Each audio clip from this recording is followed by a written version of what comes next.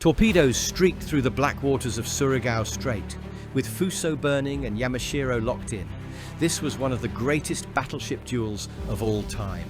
Why did Japan's mighty battleships sail directly into certain destruction? By late 1944, Japan's empire was collapsing. The Philippines had become the critical hinge. Lose them, and Japan's supply lines to oil and raw materials would be severed. In desperation, Imperial Command launched Operation Shogo, a last-ditch counterattack to halt the American advance. It was a gamble that relied on confusing US forces, splitting their fleets, and somehow turning back the tide. Among the ships ordered forward were two aging giants of the Japanese Navy, Fuso and Yamashiro. Once symbols of naval power, they were outdated by carrier warfare, slower than their American counterparts, but still bristling with heavy guns. For Japanese commanders, they were expendable pawns in a larger strategy, thrown into battle to bleed the enemy, no matter the cost. The US 7th Fleet, under Rear Admiral Jesse Oldendorf, anticipated the move. Intelligence had revealed Japanese intentions. By positioning battleships, cruisers, and destroyers across the narrow Surigao Strait, Oldendorf created the perfect killing ground. He intended to cross the T, a maneuver where his entire line could fire broadsides while the Japanese advanced head-on with limited arcs of return fire. The stage was set. Outdated battleships advancing through the night against a perfectly prepared American gauntlet. In hours, history would record the last great clash of battleships. In the darkness ahead, silence gave way to the first signs of contact. At 0200 hours, the Japanese Southern Force pushed into Surigao Strait. Two columns advanced in near-black conditions, destroyers leading, battleships following. On the surface, the water appeared calm, but above, American aircraft had already tracked their approach. The US line was waiting. Cruisers and destroyers under Oldendorf's command were the first to make radar contact. Screens lit up with unmistakable signatures, multiple large targets, closing fast. The Americans now knew exactly what was coming. This was not guesswork, it was precision targeting in the age of radar. Before Fuso and Yamashiro even glimpsed their enemy, US destroyers launched a wave of torpedoes into the narrow channel.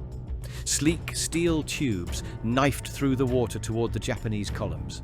The first explosions ripped the night apart with detonations echoing across the strait, flames lighting the dark horizon. Confusion spread through the Japanese formation. Fuso shuddered under heavy hits, fires breaking out across her decks. Some ships maneuvered to avoid torpedoes, but the narrow passage offered little room. The Americans had struck first, disrupting order before the battleships could even bring their main guns into play. The approach had become chaos. The trap was only beginning to close. The torpedo barrage slammed into the Japanese line. Fuso was struck multiple times, her hull buckling under the force. Flames raced skyward as secondary explosions ripped through her midsection. In the chaos and smoke, the massive battleship broke apart. Witnesses later reported she split in two, her halves burning before slipping beneath the waves. Hundreds of sailors were swallowed in moments, her end swift, brutal, and almost invisible in the dark. Yet, even with Fuso destroyed, the Japanese column did not retreat.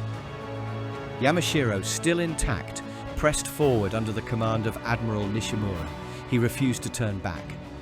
With honor and determination, he drove his flagship deeper into the strait, straight into the jaws of Oldendorf's trap.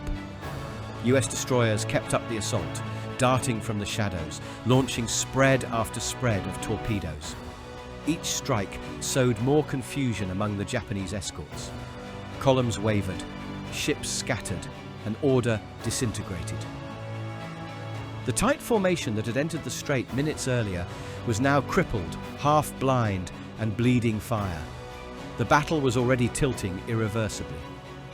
Fuso was gone. Yamashiro was alone. And ahead, the full weight of the American battle line waited in silence. The moment of reckoning arrived. Yamashiro faced death from all directions. As dawn approached, Oldendorf executed the classic maneuver, crossing the T. Every US battleship's forward guns raked Yamashiro with devastating precision. Her return fire was largely ineffective, with a ton of limited arcs, smoke, and chaos blocking aim. The Japanese flagship, once a symbol of power, now became a target for concentrated broadsides.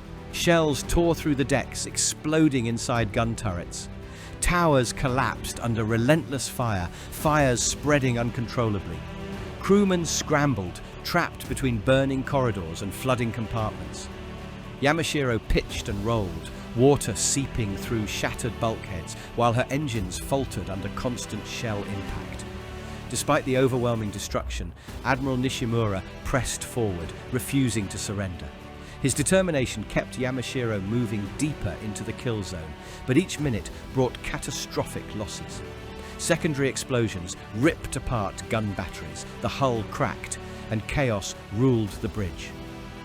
American gunners, coordinated and patient, maintained perfect range and timing. Torpedo launches from nearby destroyers compounded the damage, striking amidships and destabilizing what remained of Yamashiro's structure. The strait was a controlled maelstrom, US forces executing the perfect ambush, Japanese ships disintegrating under precise, unrelenting fire. By the time Yamashiro began to list heavily, it was clear. No hope remained. The last great battleship duel of history was nearing its final violent conclusion. The final moments were inevitable. Destruction claimed every advantage. Yamashiro listed heavily, her hull fractured by relentless shellfire and torpedo strikes. Fires consumed remaining sections of the ship as explosions tore through ammunition stores. The massive vessel pitched violently before capsizing, sliding beneath the dark waters of Surigao Strait.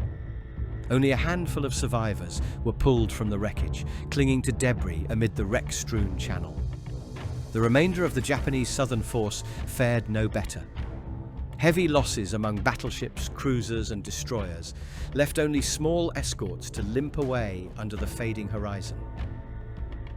The operation had failed. Japan's last line of traditional naval defense was annihilated in a single, decisive engagement.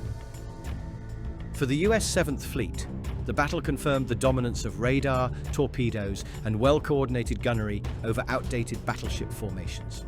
The clash marked history's final battleship duel, a violent testament to strategic precision and overwhelming firepower. Surigao Strait had become a tomb for Fuso and Yamashiro, a grim showcase of how tactics, technology, and timing could obliterate even the largest warships. The era of battleships had ended. The carriers and submarines that followed would shape naval warfare for decades, leaving this duel as both a spectacle and a warning. The greatest battleship duel was over. It was very decisive and unforgettable.